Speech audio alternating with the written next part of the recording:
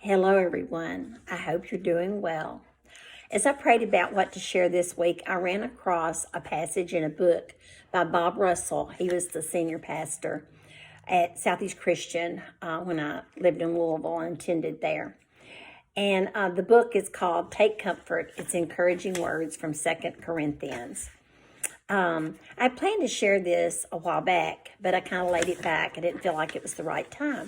So yesterday I was able to listen to Emily Fox on Southside Sisters as she shared from John 13:34-35 about Jesus calling us to love one another. And by your love, people will know you're his disciples. She also shared as we're called to love, sometimes we need to love people that don't necessarily like us. So as I listened to her sharing about our call to love, I felt sharing this passage from this book today would be timely. So I'm sharing from 2 Corinthians 6:11 and 12. I'll read those. We have spoken freely to you, Corinthians. Our heart is wide open. You are not restricted in your own affections. In the book that I'm going to share the excerpt, Bob Russell shared these scriptures as references. And he said that we need to express our affections verbally. So I'll read the little excerpt from the book. Paul said, we have spoken freely to you, Corinthians, and open wide our hearts to you. We are not withholding our affection from you. Paul knew how to tell people he loved them.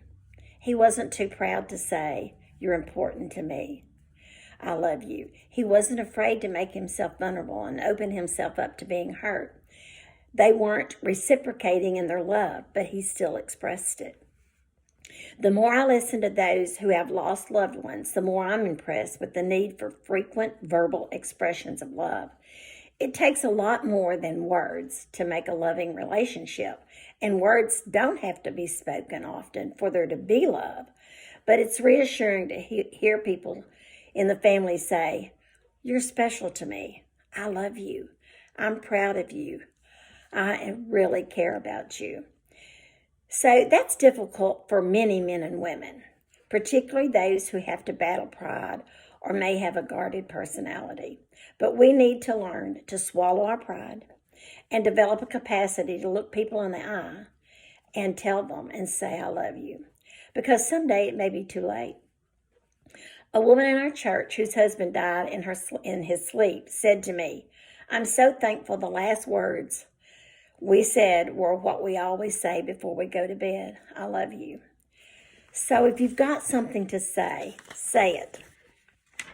As Emily shared about God's love from John 13, as he commanded us to love one another, may we also be mindful to do as Paul encouraged in 2 Corinthians 6, that we need to express it, even when it's not always reciprocated.